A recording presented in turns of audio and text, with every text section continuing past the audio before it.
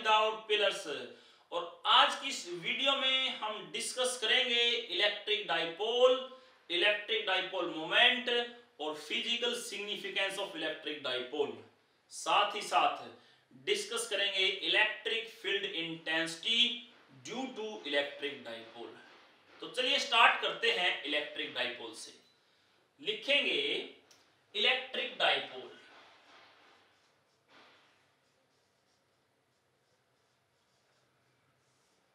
जैसा कि नाम से ही पता लग रहा है कि इलेक्ट्रिक का मतलब चार्ज है और डाइपोल का मतलब दो पोल।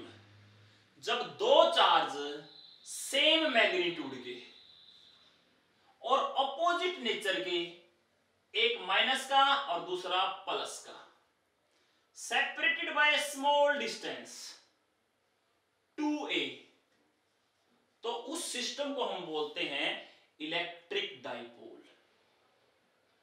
इस इलेक्ट्रिक डाइपोल के अंदर जो ये प्लस क्यू है और जो ये माइनस क्यू है, ये इसके पोल हैं। और इस सिस्टम के अंदर जो चार्जेस हैं, इन चार्जेस का जो ये मिड पॉइंट है, इसको हम बोलते हैं सेंटर ऑफ इलेक्ट्रिक डाइपोल। तो डेफिनेशन क्या बनेगी इलेक्ट्रिक डाइपोल की, वो लिखेंगे। इलेक्ट्रिक डाइपोल क्या है? A pair of equal and opposite charges separated by a small distance is called electric dipole। जब दो चार्ज सेम मैग्नीट्यूड के, अपोजिट नेचर के, सेपरेटेड बाय स्मॉल डिस्टेंस, तो उसी सिस्टम को हम बोलते हैं इलेक्ट्रिक डाइपोल। इसके अंदर नोट करने की बात क्या है बेटा, कि इस सिस्टम का या इस इलेक्ट्रिक डाइपोल का टोटल चार्ज कितना है? 0। तो लिखेंगे total charge of electric dipole वो है 0। लेकिन इसका एक कतई मतलब नहीं है कि electric field intensity due to electric dipole किसी भी पॉइंट के ऊपर वो 0 होगी, क्योंकि जो ये चार्जेस हैं ये कुछ डिस्टेंस से सेपरेट है। किसी भी पॉइंट के ऊपर इलेक्ट्रिक फील्ड इंटेंसिटी इन दोनों चार्जेस के कारण बेटा कैंसिल आउट नहीं होती। इसीलिए electric field intensity due to electric dipole 0 नहीं होती। इलेक्ट्रिक डाइपोल की हम निकालते हैं मोमेंट। तो टॉपिक का नाम है, नेक्स्ट टॉपिक का नाम है इलेक्ट्रिक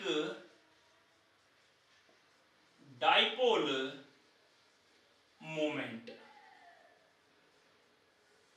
जो इलेक्ट्रिक डाइपोल मोमेंट है वो एक्चुअल में इलेक्ट्रिक डाइपोल की स्ट्रेंथ को मेजर करता है। तो एक लाइन लिखेंगे, it measure the strength of electric dipole। जो इलेक्ट्रिक डाइपोल मोमेंट है वो मेजर करता है क्या? Strength of electric dipole. इसको हम लिखते हैं P से। और इलेक्ट्रिक डाइपोल मोमेंट एक वेक्टर क्वांटिटी है, it is a vector quantity.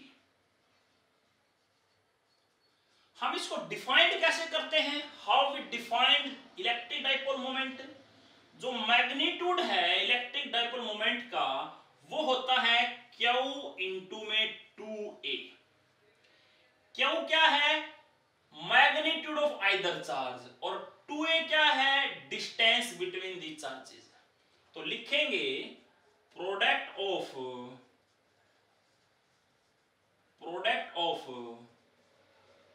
magnitude of either charge and distance between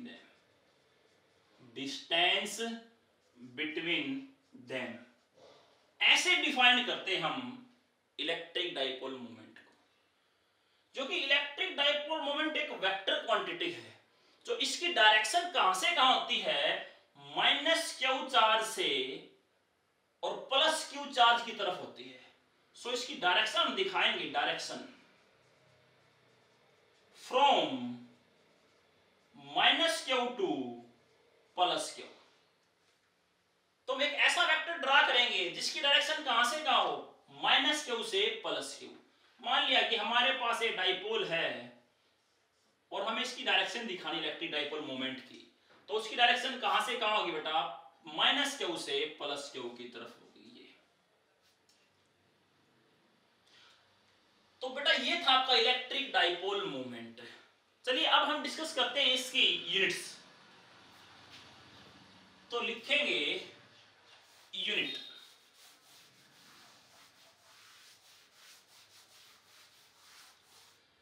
जो एसआई यूनिट है इलेक्ट्रिक डाइपोल की, इलेक्ट्रिक डाइपोल मोमेंट की, वो क्या है। देखिए फार्मूला हमारे पास क्या होता है, P is equal to q into में 2a। जो एसआई यूनिट होंगी वो क्या होंगी, चार्ज की एसआई यूनिट क्या होती है, कूलम्ब्स, और ये क्या है, डिस्टेंस, डिस्टेंस की एसआई यूनिट होती है मीटर। तो जो एसआई यूनिट होंगी इलेक्ट्रिक डाइपोल मोमेंट की वो बन जाएंगी कूलम्ब्स इनटू में मीटर। जो नॉन एसआई यूनिट होंगी, नॉन एसआई यूनिट, या फिर बोल सकते हैं सीजीएस यूनिट, वो क्या होंगी, कूलम्ब्स की एसआई यूनिट सीजीएस यूनिट होंगी बेटा स्टेट कूलम, स्टेट कूलम, और मीटर की सीजीएस यूनिट होंगी सेंटीमीटर। तो सीजीएस यूनिट होगी इसकी स्टेट कूलम इनटू सेंटीमीटर। इसकी एक और नॉन एसआई यूनिट होती है, नॉन एसआई यूनिट, वो होती है डिबे। इसको लिखते हैं कैपिटल डी से। जो डिबे आपकी यूनिट है non SI unit electric dipole moment की, वो हम जनरली केमिस्ट्री के अंदर यूज करते हैं। जो 1 डिबे है वो होता है 3.3 इंटू 10⁻⁻³ कूलम्ब्स इंटू मीटर, इसके इक्वल होता है 1 डिबे।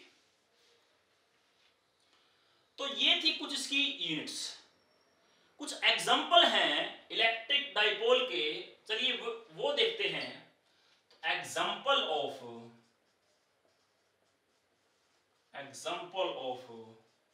Electric dipole.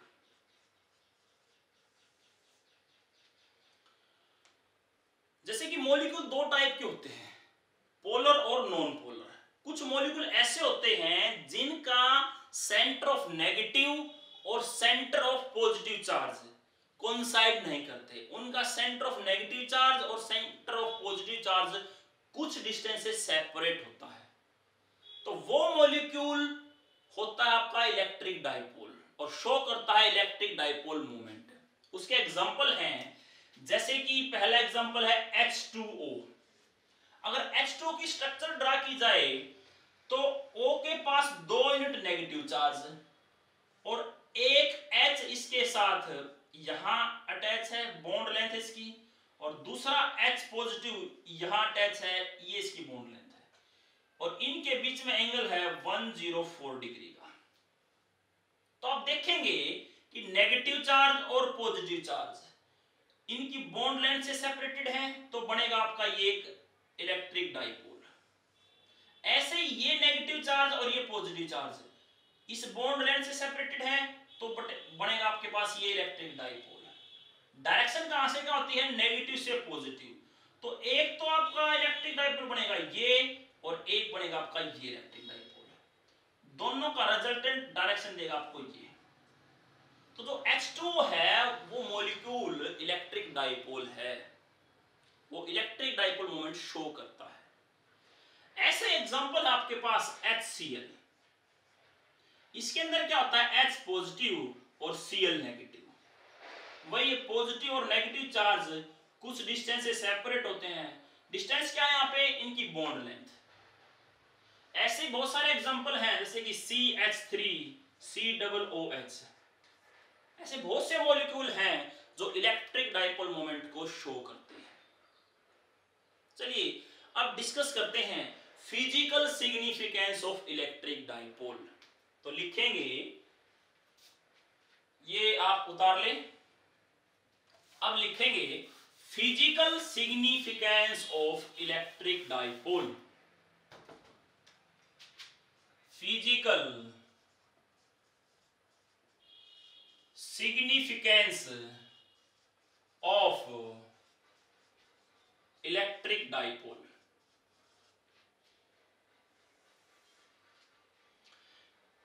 Physical significance of electric dipole के अंदर हम क्या बताएंगे कि हमारे पास जो मॉलिक्यूल हैं वो दो टाइप के होते हैं। जो मॉलिक्यूल हैं वो दो टाइप के होते हैं, एक तो पोलर और दूसरा नॉन पोलर। देखिए, पोलर मॉलिक्यूल वो मॉलिक्यूल होते हैं जिनका सेंटर ऑफ नेगेटिव चार्ज और centre of positive charge coincide नहीं करता।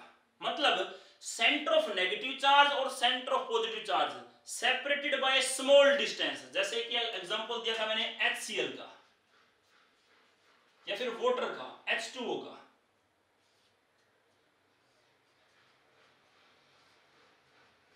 तो जिन मॉलिक्यूल के सेंटर ऑफ नेगेटिव चार्ज और सेंटर ऑफ पॉजिटिव चार्ज कुछ डिस्टेंस से सेपरेट होते हैं तो वो होते हैं आपके पोलर मॉलिक्यूल।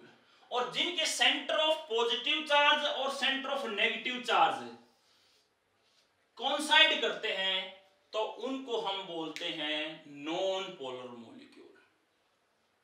अब जो फिजिकल सिग्निफिकेंस है इलेक्ट्रिक डाइपोल का, उसे हमें क्या पता चलता है कि जो नॉन पोलर मॉलिक्यूल है जिसके अंदर पॉजिटिव और नेगेटिव चार्ज का जो सेंटर है वो सेपरेटेड नहीं होता, वो molecule zero electric dipole moment क्यों शो करते हैं, और जो पोलर मॉलिक्यूल हैं वो इलेक्ट्रिक डाइपोल मोमेंट क्यों शो करते हैं। तो इससे हमें ये पता चलता है। तो हम लिख सकते हैं इट implies, क्या implies करता है, that why non-polar molecule show, non-polar molecule do not show electric dipole moment and polar molecule show electric dipole moment। तो ये हम फिजिकल सिग्निफिकेंस के अंदर लिखेंगे इलेक्ट्रिक डाइपोल के अंदर। चलिए अब निकाल लेते हैं electric field intensity due to electric dipole. Electric field intensity due to electric dipole हम तीन जगह निकालते हैं, एक उसकी एक्सियल लाइन के ऊपर, एक उसकी इक्वेटोरियल लाइन के ऊपर, और एक एट एनी पॉइंट। और ये तीनों के तीनों आर्टिकल बोर्ड के फेवरेट टॉपिक हैं। तो चलिए स्टार्ट करते हैं। सबसे पहले electric field intensity due to electric dipole at any point on its axial line। तो चलिए कंस्ट्रक्ट कर लेते हैं एक डाइपोल। ये हमारे पास डाइपोल है, this is -q, this is +q, और इनके बीच का डिस्टेंस कितना भैया, 2a, और ये इसका सेंटर है O। टोटल डिस्टेंस 2a, तो यहां से यहां का डिस्टेंस a, और यहां से यहां का डिस्टेंस भी क्या हो जाएगा भैया, a। और एक्सियल लाइन कौन सी होती है, ऐसी ऐसी लाइन जो दोनों चार्ज में से पास हो, तो ये लाइन होगी, ये इस डाइपोल की होगी एक्सियल लाइन। इस एक्सियल लाइन के किसी भी पॉइंट के ऊपर आपको निकालनी है इलेक्ट्रिक फील्ड इंटेंसिटी, से पी पॉइंट के ऊपर आपको निकालनी है इलेक्ट्रिक फील्ड इंटेंसिटी। जहां पे प्लस क्यू चार्ज रखा है उस पॉइंट को हम मान लेते हैं बी पॉइंट, और जहां ये माइनस क्यू चार्ज रखा है उसको हम मान लेते हैं ए पॉइंट। और इस डाइपोल के ओरिजिन से लेके और इस पी पॉइंट तक के डिस्टेंस को हम मान लेते हैं आर डिस्टेंस। अगर हम इन दोनों चार्जेस के कारण यहां पे फील्ड इंटेंसिटी निकाल लें, तो वही फील्ड इंटेंसिटी बेटा होती है इस डाइपोल की field intensity eight this point. तो हमें क्या काम करना है, इन दोनों चार्जेस की बेटा फील्ड इंटेंसिटी निकालनी है इस पी पॉइंट के ऊपर, वही मानी जाएगी इस डाइपोल की field intensity eight this point. तो सबसे पहले हम प्लस क्यू चार्ज की फील्ड इंटेंसिटी निकालेंगे इस पी पॉइंट के ऊपर, जो कि प्लस चार्ज है, तो फील्ड इंटेंसिटी आएगी बेटा आउटवर्ड, जिसको हम मान लेते हैं E1। और माइनस क्यू चार्ज के कारण जो फील्ड इंटेंसिटी बेटा वो आएगी इनवर्ड, जिसको हम मान लेते हैं E2। तो हमें बेटा E1 और E2 निकाल के उन दोनों का सम करना है, वही होगी electric field intensity due to electric dipole at this point. तो इसके लिए हमें क्या करना है, इस चार्ज का डिस्टेंस पता होना चाहिए इस पी पॉइंट तक। तो इस चार्ज का और इस पी पॉइंट तक के बीच का डिस्टेंस क्या होगा बेटा, ये होगा डिस्टेंस। कितनी वैल्यू होगी, इस पूरे आर में से अगर मैं ए माइनस कर दूं तो मेरे पास क्या बचेगा, आर माइनस का ए। ऐसे ही जब मैं माइनस क्यू चार्ज की फील्ड इंटेंसिटी निकालूंगा पी पॉइंट के ऊपर, तो मेरे को क्या पता होना चाहिए, ये डिस्टेंस पता होना चाहिए। ये कैसे आएगा, आर प्लस का ए। तो ये वाला जो डिस्टेंस आएगा ये कितना होगा, आर प्लस का ए। तो पहले मैं निकालूंगा E1, और E1 की वैल्यू क्या होगी, चार्ज डिवाइड बाय डिस्टेंस का स्क्वायर। डिस्टेंस है आर माइनस का ए, इसका स्क्वायर इनटू में 1/4 पाई एप्सिलॉन नॉट। और इसकी डायरेक्शन कहां होगी, फ्रॉम B टू P। तो लिखेंगे फ्रॉम B टू P। ऐसे ही हम निकालेंगे माइनस क्यू चार्ज के फील्ड इंटेंसिटी, जो E2 होगा वो होगा 1/4 पाई epsilon not Q divide by distance का स्क्वायर। डिस्टेंस हमारे पास क्या है, r प्लस ए होल स्क्वायर। और इसकी जो डायरेक्शन होगी फ्रॉम P टू A, तो लिखेंगे from P to A। P से A की तरफ होगी E2 की डायरेक्शन। जो टोटल इलेक्ट्रिक फील्ड इंटेंसिटी होगी इस P पॉइंट के ऊपर, वो क्या होगी, इन दोनों का बेटा वेक्टर सम होगी। जब एक लाइन के अंदर दो वेक्टर होते हैं, किसी एक लाइन के अंदर जब वेक्टर होते हैं, तो उन वेक्टर को हम पॉजिटिव और नेगेटिव सिंबल से भी दिखा सकते हैं। किसी एक डायरेक्शन को पॉजिटिव ट्रीट करके दूसरी डायरेक्शन बेटा ऑटोमेटिक हो जाएगी नेगेटिव। तो अगर तो हम इस डायरेक्शन को माने पॉजिटिव, तो बेटा ये डायरेक्शन हो जाएगी ऑटोमेटिक नेगेटिव। तो इस डायरेक्शन में जो भी इलेक्ट्रिक फील्ड होगी हम उसको पॉजिटिव ट्रीट करेंगे, और इस डायरेक्शन में जो भी इलेक्ट्रिक फील्ड होगी बेटा उसको हम नेगेटिव ट्रीट करेंगे। इसका मतलब जो E2 है हमारे पास वो क्या होगी बेटा नेगेटिव, और E1 क्या होगी हमारे पास पॉजिटिव। तो दोनों का जो वेक्टर सम होगा वही होगी यहाँ पे नेट इलेक्ट्रिक फील्ड इंटेंसिटी। तो जो E नेट होगा वो क्या आएगा, दोनों का वेक्टर सम। जब इन दोनों का सम करूंगा बेटा, इसमें से ये कॉमन है ये कॉमन है, तो कॉमन लेने के बाद हमारे पास क्या आएगा, Q divide by 4 pi epsilon not, अंदर बचेगा 1 डिवाइड बाय r माइनस में a होल स्क्वायर, और यहाँ पे नेगेटिव सिंबल है आर प्लस का ए होल स्क्वायर। यहां पे बेटा एलसीएम आ जाएगा। एलसीएम क्या आएगा, आर माइनस का ए स्क्वायर और आर प्लस का ए इसका स्क्वायर। ये बेटा एलसीएम आ गया। ये इससे कैंसिल हो जाएगा, यहां ये आ जाएगा। इसका फार्मूला खोल देंगे, आर स्क्वायर प्लस का ए स्क्वायर प्लस का 2ar, और ये होगा बेटा इससे कैंसिल, तो यहां ये बचेगा, लेकिन नेगेटिव साइन है तो यहां पे नेगेटिव साइन, और ब्रैकेट में ये फार्मूला खोल लेंगे बेटा। फार्मूले के क्या होगा, आर स्क्वायर प्लस का ए स्क्वायर माइनस का 2ar। तो हमारे पास ये रिजल्ट आएगा। इस रिजल्ट के अंदर बेटा क्या कैंसिल होगा, देखिए नेगेटिव साइन है यहाँ पे, यहाँ नेगेटिव आएगा, यहाँ नेगेटिव आएगा, यहाँ फिर पॉजिटिव आएगा। ये इससे कैंसिल होगा और ये होगा बेटा इससे कैंसिल।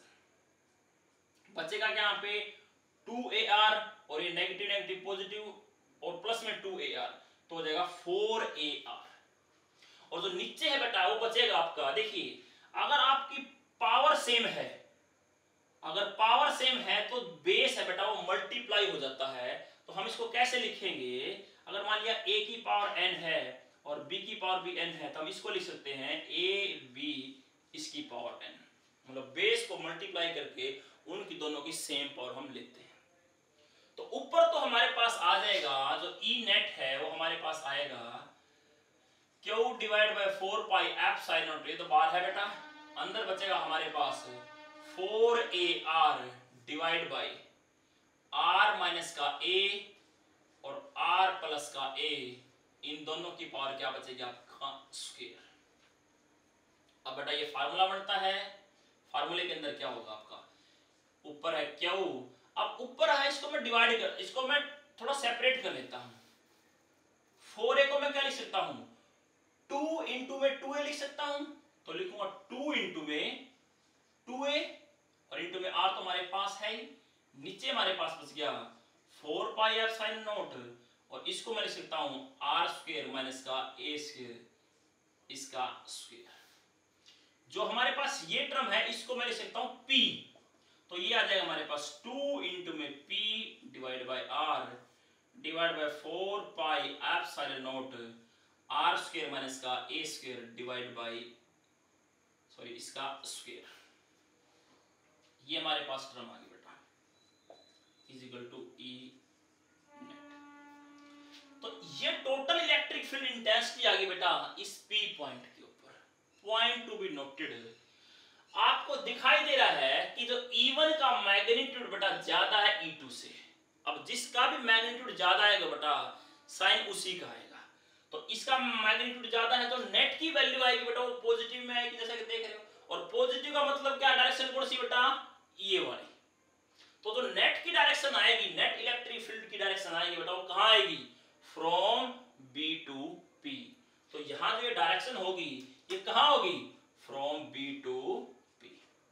और जो ये वाली डायरेक्शन है ये कौन सी डायरेक्शन है, इलेक्ट्रिक डाइपोल की डायरेक्शन है। इलेक्ट्रिक डाइपोल की डायरेक्शन कौन सी है, from negative to positive charge, मतलब ये वाली डायरेक्शन। अगर तो मेरे को ये डायरेक्शन दिखानी है तो मैं कैसे दिखा सकता हूं, जो डाइपोल के ऊपर वेक्टर लगा दूं तो मेरे को वही डायरेक्शन देगा जो इलेक्ट्रिक फील्ड डायरेक्शन है। तो अगर मैं यहां वेक्टर लगा दूं तो ये भी मेरे पास क्या बन जाएगा बेटा, वेक्टर बन जाएगा। तो उस एवज में मेरे को बेटा ये लिखने की जरूरत नहीं होगी। तो this is the net electric field intensity due to electric dipole at P point. इसके अंदर अगर स्पेशल केस करना है, स्पेशल केस के अंदर क्या है, अगर आपका जो ये P पॉइंट है at very large distance from O, मतलब अगर आपका A है वो बहुत छोटा है किसके कंपैरिजन में, R के कंपैरिजन में, तो उस कंडीशन में हम बेटा A को नेग्लेक्ट कर देंगे R के रिस्पेक्ट में। क्या कंडीशन लगाएंगे, R अगर बहुत बड़ा है किससे, A से, तो हम इसको कर देंगे नेग्लेक्ट। तो नीचे बचेगा मेरे पास क्या, R की पावर 4, ऊपर एक R है बेटा, R से R कैंसिल होगा, तो मेरे पास जो वैल्यू आएगी बेटा वो आएगी 2p vector divide by 4 pi epsilon not और R की 3। तो ये होगा हमारे पास electric field intensity at any point due to electric dipole. बेटा बोर्ड पॉइंट ऑफ व्यू से ये काफी इंपॉर्टेंट आर्टिकल है, आप इसको नोट कर सकते हो। चलिए अब हम करते हैं electric field intensity due to electric dipole at any point on its equatorial line. तो लिखेंगे electric field intensity due to electric dipole at any point on its equatorial line।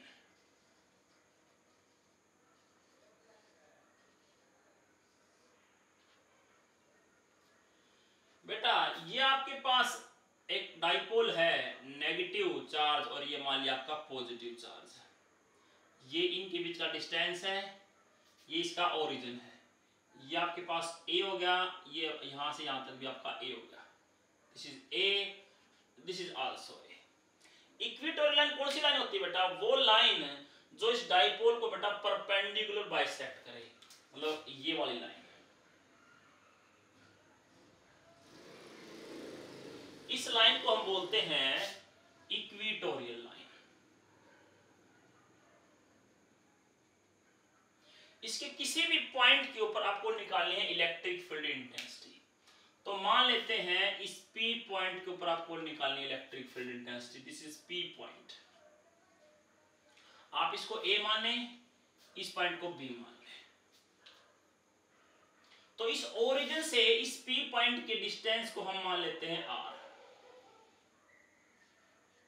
वही चीज इसमें रिपीट होगी। अगर हम इन दोनों चार्जेस के कारण यहां पे फील्ड इंटेंसिटी निकालने हैं, तो वही फील्ड इंटेंसिटी इस डाइपोल की फील्ड इंटेंसिटी होगी। तो हमारा काम क्या होगा? इन दोनों चार्ज के कारण बेटा आपको निकालनी है यहाँ पे फील्ड इंटेंसिटी। तो उसके लिए आपको क्या चाहिए? इस चार्ज से यहाँ का डिस्टेंस, और ऐसे इस चार्ज से यहाँ का डिस्टेंस।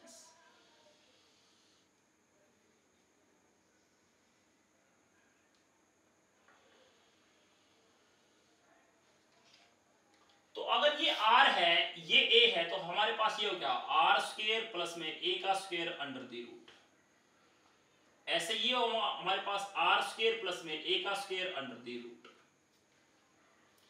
तो ये पॉजिटिव चार्ज है, इसके लिए जो फील्ड की डायरेक्शन होगी बेटा वो आउटवर्ड होगी, जो हमने मान ली E1। और ये नेगेटिव चार्ज है, इसके कारण जो फील्ड इंटेंसिटी होगी भैया वो होगी इनवर्ड। इसको हमने मान लिया E2। और जो ये वाला एंगल है, इसको हमने मान लिया थीटा। तो यहां इसके पैरेलल एक लाइन ड्रा करेंगे बेटा। यहां पे ये एंगल थीटा है, तो बेटा ये एंगल कितना होगा? थीटा होगा। ये एंगल, ये भी एंगल थीटा है सिमेट्री के कारण, तो ये भी एंगल थीटा हो जाएगा। अब देखो ये वाली लाइन और ये वाली लाइन, इस लाइन को देखेंगे, ये अगर थीटा है तो ये बेटा वर्टिकल अपोजिट एंगल है, तो ये भी थीटा हो जाएगा बेटा। अब यहाँ पे क्या सिचुएशन है? हमारे पास इन दोनों चार्जेस के कारण बेटा दो फील्ड है, एक E1 जो इस साइड है और दूसरा मेरे पास E2 जो इस साइड है। जब कभी भी हमारे पास वेक्टर हो किसी भी प्लेन के अंदर, जैसे ये दो वेक्टर बेटा इस प्लेन के अंदर हैं, तो इस कंडीशन में बेटा हम हमेशा क्या करते हैं? इन वेक्टर्स को रिजोल्व करते हैं अलोंग y एक्सिस और अलोंग x एक्सिस। तो हम क्या करेंगे? इसको भी रिजोल्व करेंगे बेटा किसके अलोंग? x एक्सिस के अलोंग और y एक्सिस के अलोंग। ऐसे हम इसको रिजोल्व करेंगे, एक इसके अलोंग और एक इसके अलोंग। पहले रिजोल्व करते हैं E1 को, तो E1 का कंपोनेंट इधर क्या आएगा? E1 cos theta. ऐसे ही इसका कंपोनेंट इधर कितना आएगा? E1 sin theta. और ऐसे ही E2 का कंपोनेंट इधर आएगा E2 cos थीटा, और इधर आएगा आपका E2 sin थीटा। अब जो E1 और E2 है, आप देख रहे हो बेटा दोनों का चार्ज का मैग्नीट्यूड सेम है और इनका डिस्टेंस भी सेम है। तो मतलब जो E1 है आपका, E1 का मैग्नीट्यूड है बेटा वो किसके इक्वल है बेटा? E2 के मैग्नीट्यूड के इक्वल है। डायरेक्शन इनकी अलग अलग है लेकिन उनका मैग्नीट्यूड क्या बेटा? इक्वल है। कितना मैग्नीट्यूड आएगा बेटा इनका? Charge divide by 4 pi epsilon not divide by distance का स्क्वायर। डिस्टेंस कितनी बेटा? ये वाली, इसका स्क्वायर करें क्या आएगा? r स्क्वायर प्लस में a का स्क्वायर। ये वैल्यू आएगी E1 या फिर E2 के मैग्नीट्यूड की। अब हमने क्या कर रखा है बेटा? E1 और E2 को रिजोल्व कर लिया। मैंने बताया किस कंडीशन में रिजोल्व करते हैं? जब कभी भी वेक्टर आपके प्लेन के अंदर हो तो उस कंडीशन में हम वेक्टर को रिजोल्व करते हैं अलोंग एक्स एक्सिस और अलोंग वाई एक्सिस। अब आप देख रहे हो बेटा E1 और E2 का मैग्नीट्यूड क्या है? इक्वल है। तो जो E1 है और E2 इक्वल है बेटा, और जो इनका कंपोनेंट होगा E1 sin थीटा और E2 sin थीटा बेटा वो भी क्या होगा? इक्वल होगा। तो जो आपका E1 sin थीटा है वो इक्वल है किसके? E2 sin थीटा के।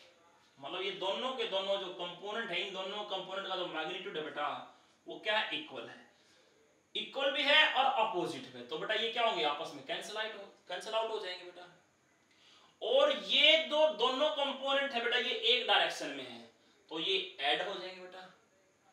तो इससे हमें क्या देखने को मिला कि दोनों चार्जेस के कारण बेटा इस P पॉइंट के ऊपर इलेक्ट्रिक फील्ड इंटेंसिटी कहां मिल रही है अपना? नेट इस डायरेक्शन में, और इस डायरेक्शन में जो कैंसिल होगी बेटा। तो टोटल फील्ड इंटेंसिटी वो कैसे निकलेगी? दोनों का मैं क्या ले लूंगा बेटा? सम ले लूंगा। अब E1 और E2 इक्वल है, उनका कोस कंपोनेंट दोनों के अंदर कोस कंपोनेंट लग रहा है बेटा, तो मतलब E2 cos थीटा और E1 cos थीटा भी क्या है बेटा? इक्वल है। तो फिर नेट वैल्यू होगी E नेट बेटा वो क्या लिख सकता हूं मैं? 2 टाइम्स, किसी ए का 2 टाइम्स लिख सकता हूं, तो मैंने लिख दिया 2 इंटू में E1 cos थीटा, और E1 की वैल्यू यहां से निकाल ली मैंने, तो वैल्यू क्या आएगी मेरे पास? 2 इंटू में Q divide by 4 pi epsilon not r square plus में a स्क्वायर इनटू में cos थीटा। cos थीटा बेटा इस ट्रायंगल से निकाल लेंगे। इस ट्रायंगल में क्या है? This is b base divide by hypotenuse. तो b हमारे पास है a और हाइपोटेन्यूज बेटा मेरे पास ये, तो यहां से cos थीटा की मेरे पास वैल्यू आ गई a divide by r square plus में a square under the root. तो जो ऊपर हमारे पास होगा Q इंटू में 2a, तो ये हमारे पास हो गया बेटा p, और नीचे हमारे पास हो गया 4 पाई एप्सिलॉन नॉट। इसकी पावर कितनी बेटा? 1 पावर है, और इसकी पावर कितनी बेटा? 1/2 है, तो इसको लिख सकता हूं r स्क्वायर प्लस में a स्क्वायर इसकी पावर 3/2। तो हमारे पास हो गया बेटा ये E नेट। अब आप देख रहे हो बेटा जो E नेट की वैल्यू है, जो डायरेक्शन है बेटा किस अलोंग है बेटा? इसके अलोंग है। और जो डाइपोल की डायरेक्शन है बेटा वो किसके अलोंग है? ये इसके अलोंग है। इसका मतलब जो डाइपोल की डायरेक्शन है और जो टोटल इलेक्ट्रिक फील्ड की डायरेक्शन है बेटा वो अपोजिट है। तो अगर तो मैं यहाँ पे डाइपोल के ऊपर वेक्टर लगाऊं और उसके आगे नेगेटिव साइन लगाऊं, तो बेटा वो मेरे किसकी डायरेक्शन देगा बेटा? वो E नेट की डायरेक्शन देगा। तो अगर मेरे को वेक्टर फॉर्म में रिप्रेजेंट करना है तो इस P के ऊपर मैं वेक्टर लगा के साथ में नेगेटिव साइन लगाऊं और बेटा इसको हम वेक्टर फॉर्म में रिप्रेजेंट कर सकते हैं। This is electric field intensity eight P point on the equatorial line. अब अगर यहाँ पे मैं स्पेशल केस लगाऊं, कौन सा? अगर A आपका वेरी वेरी लेस देन है किससे? R से, तो बेटा A कैंसिल आउट हो जाएगा R के रिस्पेक्ट में। A कैंसिल आउट होगा तो R की पावर 2 है और इसकी पावर 3/2 है, तो 2 से 2 कैंसिल होगा, मेरे पास बचेगा E net is equal to P vector divide by 4 pi epsilon not R की पावर 3। तो मेरे पास ये वैल्यू बचेगी। This is electric field intensity at any point on the equatorial line. आप पिछले आर्टिकल में आपने क्या किया था? ऑन द एक्सियल लाइन आपने निकाली थी इलेक्ट्रिक फील्ड इंटेंसिटी। अगर दोनों को मैं कंपेयर करूं तो मेरे पास क्या रिजल्ट है बेटा? देखिए E एक्सियल लाइन के ऊपर जो वैल्यू वो क्या आई थी बेटा, ध्यान करेंगे 2p divide by 4 pi epsilon not divide by r की क्यूब।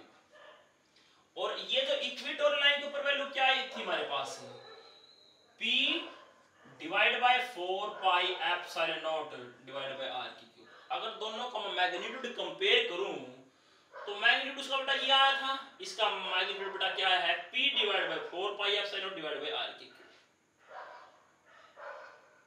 दोनों के अंदर मैंने r डिस्टेंस लिया, वहां भी r लिया, वहां भी r लिया है।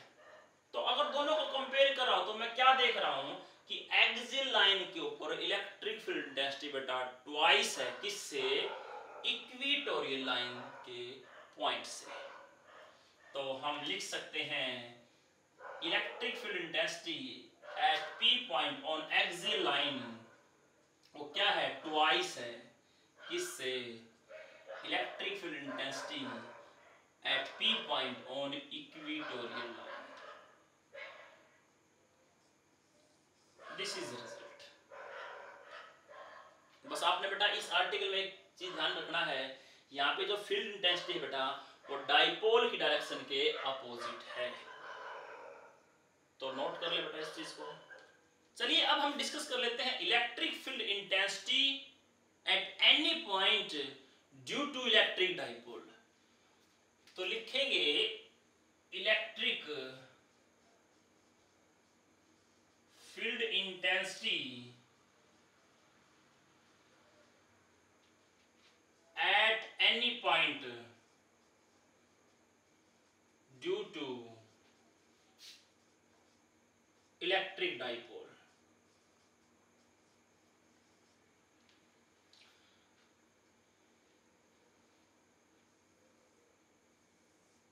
हमारे पास ये डाइपोल है, this is dipole, negative charge है और ये आपका पॉजिटिव चार्ज है।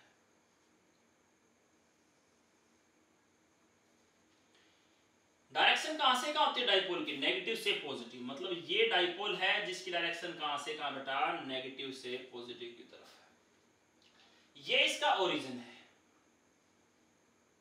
इसके किसी भी पॉइंट P पॉइंट के ऊपर आपको निकालनी है इलेक्ट्रिक फील्ड इंटेंसिटी, से दिस इज P पॉइंट, जहां आपको निकालनी है इलेक्ट्रिक फील्ड इंटेंसिटी।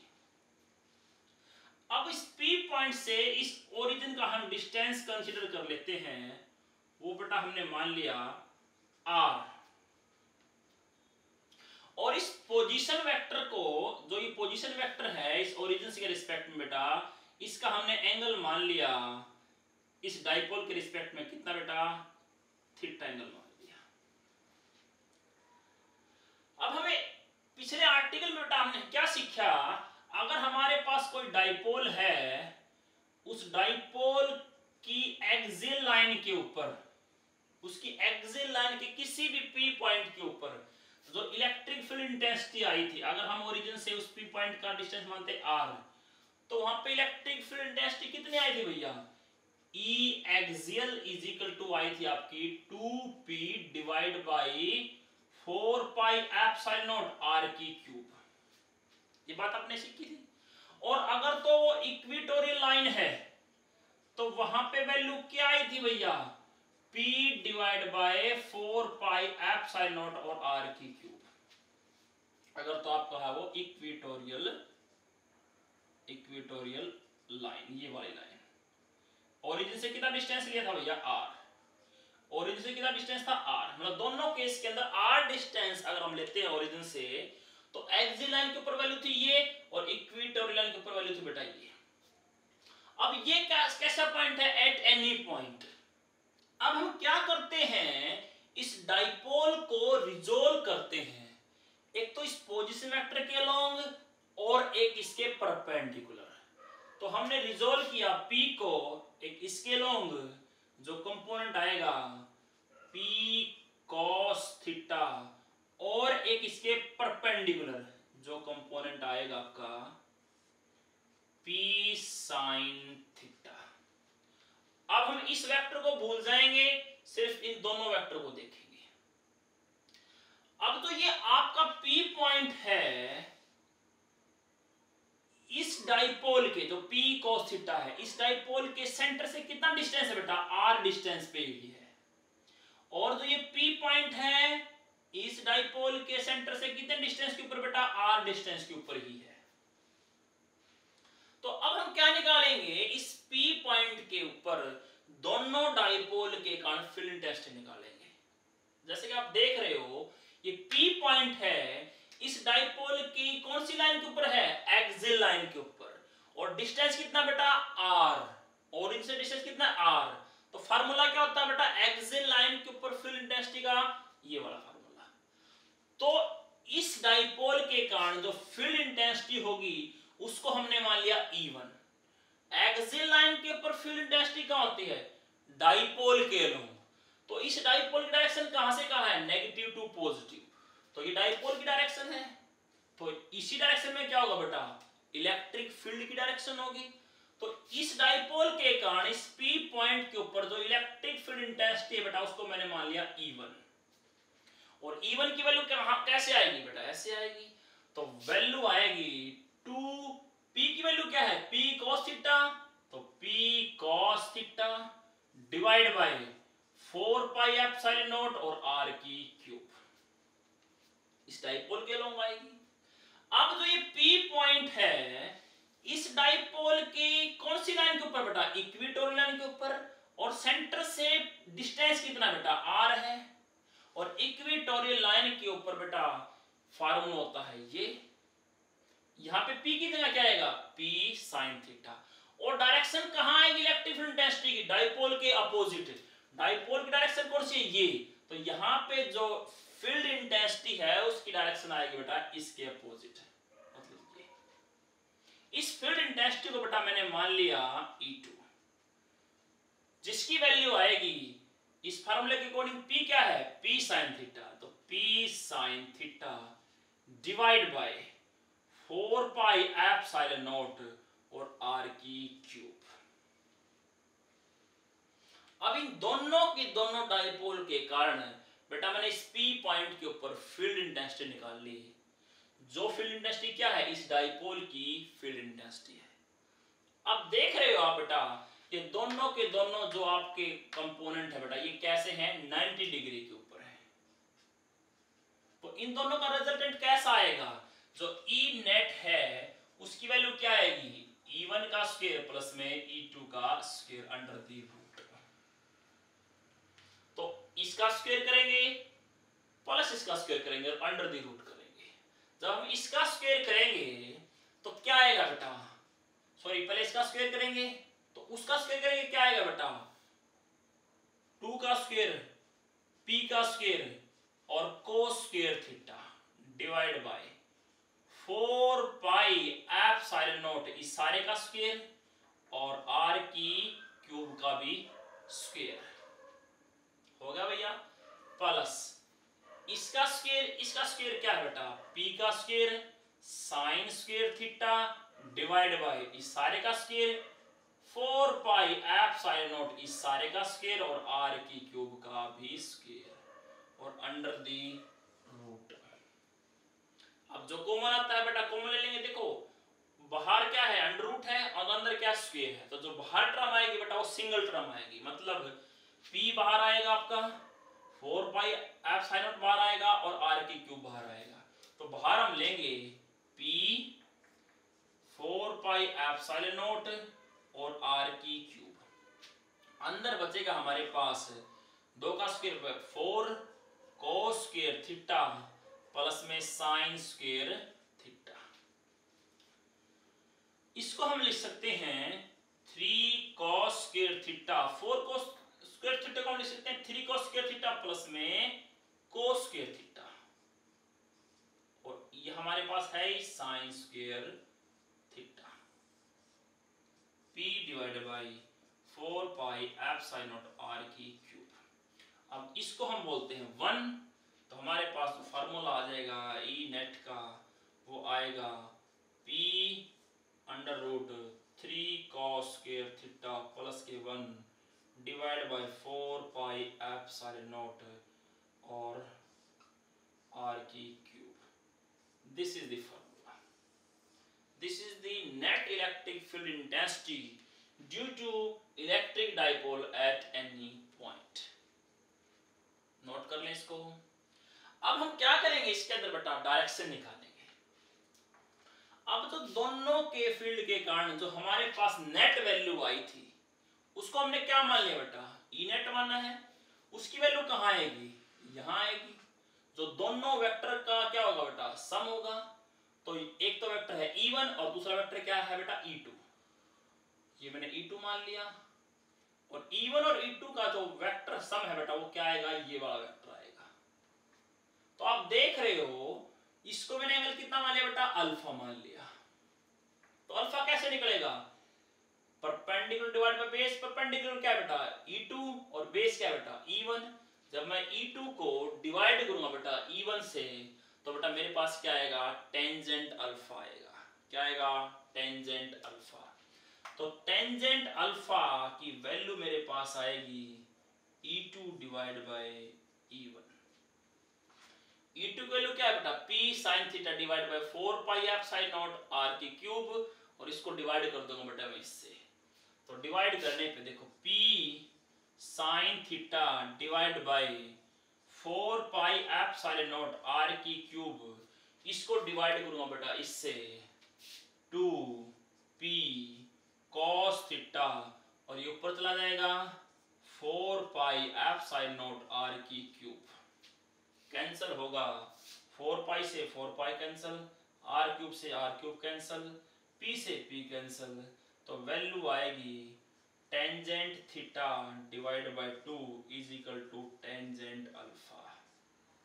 तो बेटा ये रिलेशन आ चुका है किस किस के बीच में, अल्फा और थीटा के बीच में। अल्फा क्या है, जो ये पोजीशन वेक्टर है इसके साथ जो रिजल्टेंट इलेक्ट्रिक फील्ड इंटेंसिटी है उसका एंगल कितना है। और थीटा क्या है, उस पोजीशन वेक्टर का इस डाइपोल के साथ कितना एंगल है। तो this is the relationship between theta and alpha. तो ये जो रिजल्टेंट फील्ड इंटेंसिटी है उसकी डायरेक्शन कहाँ होगी बेटा, इसके अलोंग होगी। और अल्फा की वैल्यू बेटा ये tangent alpha is equal to this. तो बेटा ये था आपका electric field intensity at any point due to electric dipole. बेटा इसके अंदर कुछ स्पेशल केस हैं, देखिए वो डिस्कस कर लेते हैं। स्पेशल केस, अब हमारे पास जो वैल्यू आई है वो क्या आई है, ई नेट की वैल्यू हमारे पास आई है P divide by 4 pi epsilon not r की क्यूब। अंदर क्या है 3 cos square theta plus k1। अगर थीटा आपका क्या है बेटा 0 डिग्री है, 0 डिग्री का मतलब आपका पॉइंट कहाँ है बेटा, एक्सियल लाइन के ऊपर ही है डाइपोल के। तो थीटे की जगह क्या रखेंगे 0, cos स्क्वायर 0 क्या होगा 1, 3 प्लस में 1 क्या हो जाएगा बेटा 4, 4 का रूट क्या हो जाएगा बेटा आपका 2। तो वैल्यू अगर थीटा आपका 0 है मतलब कहाँ है पॉइंट, एक्सियल लाइन के ऊपर। मतलब लाइन कैसी है आपकी, एक्सियल लाइन। तो जाहिर सी बात है ई नेट की वैल्यू आपकी आएगी वही जो आपकी एक्सियल लाइन के ऊपर वैल्यू आएगी कितनी, 2p divide by 4 pi F sine r की क्यूब। उसी से भी निकल जाएगा बेटा। और अगर तो थीटा आपका 90 डिग्री है मतलब ये थीटा कितना है 90 डिग्री, तो पॉइंट कहाँ हो गया बेटा आपका, ये पॉइंट इक्वेटोरियल लाइन के ऊपर। तो भैया cos 90 0, ये सारा 0 हो जाएगा, √1 1 होता है। तो हमारे पास लाइन कौन सी आएगी बेटा, इक्वेटोरियल लाइन। तो ई नेट की हमारे पास वैल्यू आएगी P divide by 4 pi epsilon not r की क्यूब। मतलब वही रिजल्ट आ गया जो हमने इक्वेटोरियल के अंदर निकाला था। बेटा ये कुछ हमने 3 आर्टिकल डिस्कस किए जो एग्जाम पॉइंट ऑफ व्यू से काफी इंपॉर्टेंट है। आई होप आपको ये वीडियो पसंद आई होगी। अगर ये वीडियो पसंद आई तो वीडियो को लाइक करें, चैनल को सब्सक्राइब करें और शेयर करें। Thank you very much.